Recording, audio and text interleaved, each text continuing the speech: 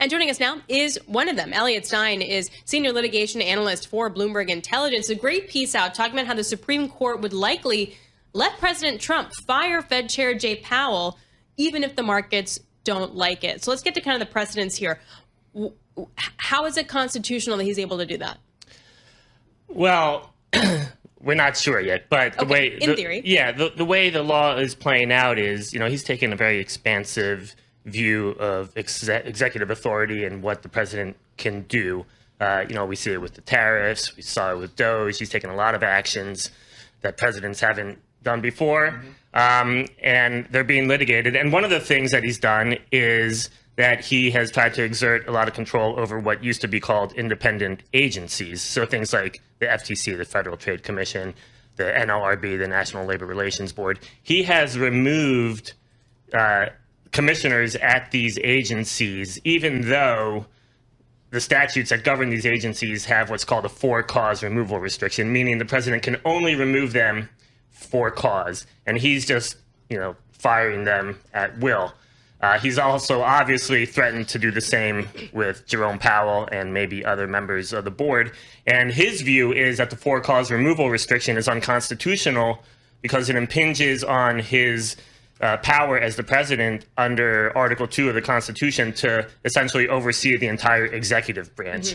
And the Supreme Court in 1935, there's precedent saying those for-cause removal restrictions are constitutional, but more recently, the Supreme Court has sort of tried to narrow that precedent and said, at least with a couple agencies where you only have one director, those for-cause removal restrictions are unconstitutional. And so the President Trump, is sort of trying to expand that recent precedent to these other agencies. So do we have other, so the Federal Reserve is one thing. Do we have other agencies that are in the legal process now where someone's been removed and we have a suit? Yeah, exactly. We actually have quite a few of them. Okay.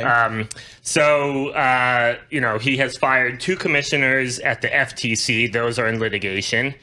Sort of the most procedurally advanced cases at this point are cases where he fired commissioners at the NLRB, the National Labor Relations Board, and also the Merit Systems Protection Board, which sort of oversees federal employees and whether they're being fired and hired for merit or not. Those 2 cases, we have actually several rulings, and what's interesting is that the judges in those rulings sort of fall along ideological lines in how they rule. So the trial court judge was a judge appointed by President Obama, and she said that the firing of those commissioners was improper, that it was, it violated the for-cause removal. Those cases are now on appeal. There's going to be an argument next week, but we have sort of preliminary rulings from the appeals court. One panel of 3 judges, 2 of whom were appointed by Republican presidents, said that President Trump would have been likely to succeed on the merits.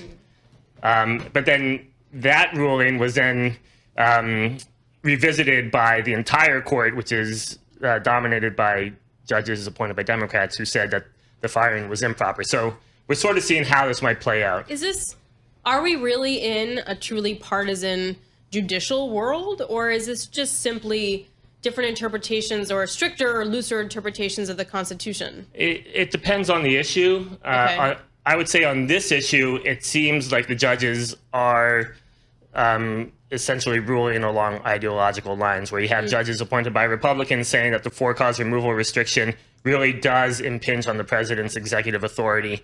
And you have judges appointed by Democrats saying, it's okay to put some limits. The for-cause removal restriction would still allow the president to fire someone if they did something improper. Timing of some of these cases, when are we going to get some clarity, do you think?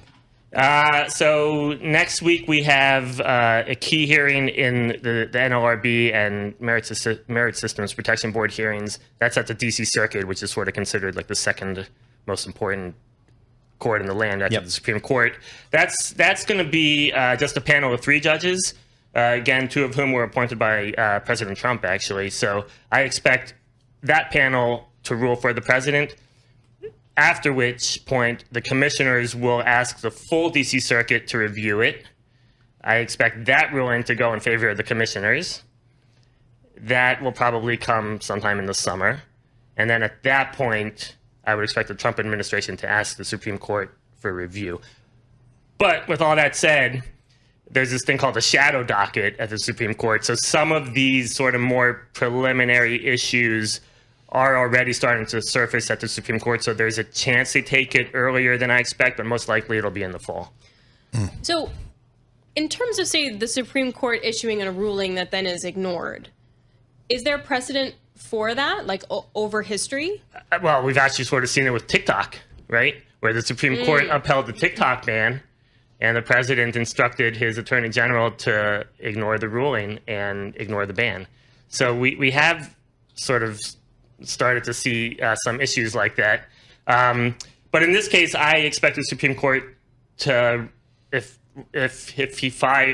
on this issue generally, I expect the Supreme Court to side with President Trump. Interesting. So what happens when a president defies the Supreme Court, like in TikTok? Nothing, right? So far, nothing.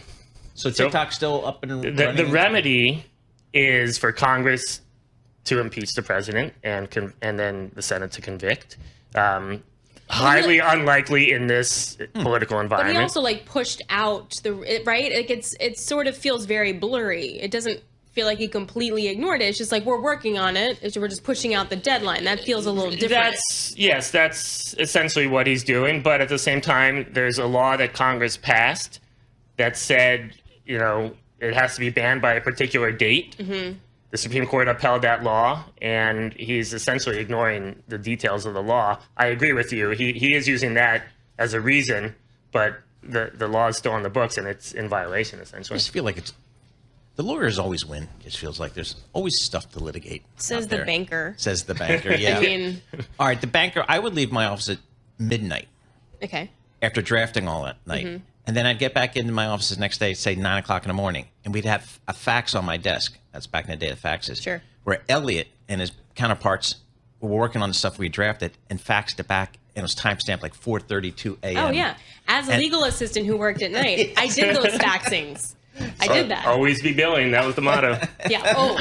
But who made the most money? Bankers. Hello. Yeah. Clearly the legal assistant. You made the wrong I mean, I say this to lawyers all the time. You could have zigged when you came out of undergrad, and you zagged. I don't disagree. You went to law school. All right, Elliot. Thanks a lot, Elliot Stein, Bloomberg Intelligence litigation analyst.